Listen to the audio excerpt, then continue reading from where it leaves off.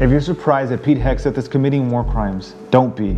That is his warrior ethos. Today in 60. Pete Hegseth has an obsession with the warrior ethos that is ruthless and lethal, and his disregard for the law should come to no surprise. Listen to his vision for the Department of War. At your direction, Mr. President, the War Department is going to fight decisively, not endless conflicts. It's going to fight to win, not to lose. We're going to go on offense, not just on defense. Maximum lethality, not tepid legality. Maximum lethality, not tepid legality, is an interesting way of viewing the laws of war. This mantra fits inside of Pete's worldview. In his book, The War on Warriors, he has a chapter called More Lethality, Less Lawyers. And in this chapter, he says, near the end of this particular Jagoff's talk, he used an example of an identified enemy holding an RPG.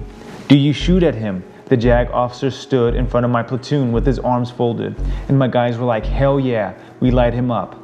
Wrong answer, men. You are not authorized to fire at that man until the RPG becomes a threat. It must be pointed at you with the intent to fire. That makes it a legal and proper engagement.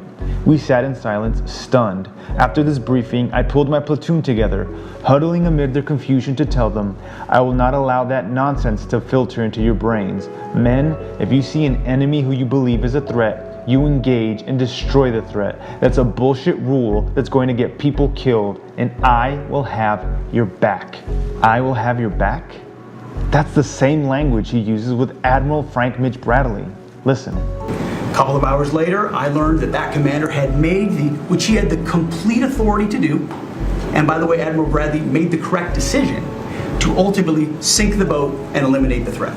He sunk the boat, and eliminated the threat. And it was the right call. We have his back. We should not be surprised that Pete is running the Department of War the way he is. We should have seen it coming. He and others likely committed war crimes because Pete considers those laws as restraints. I'm going to end this video by reading one last quote from his book. Should we follow the Geneva Conventions? What if we treated the enemy the way they treated us? Would there not be an incentive for the other side to reconsider their barbarism? Hey Al-Qaeda, if you surrender, we might spare your life. If you do not, we will rip your arms off and feed them to the hogs. Makes me wonder in 2024, if you want to win, how can anyone write universal rules about killing other people in open conflict, especially against enemies who fight like savages, disregarding human life in every single instance? Maybe instead we are just fighting with one hand behind our back, and the enemy knows it.